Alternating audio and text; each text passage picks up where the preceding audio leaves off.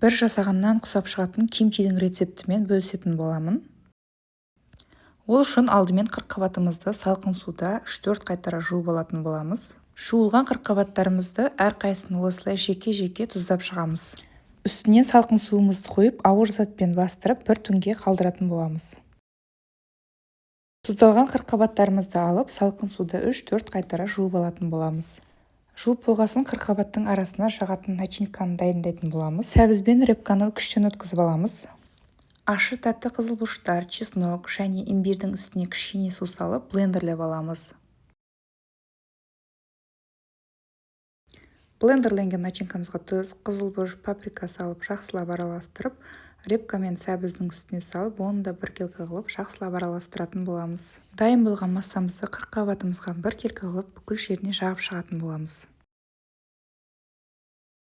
Мінекей кимчи салатымыз да дайын болды. Өте керемет болып шықты. Осы рецептпен дайындап көріңіздер.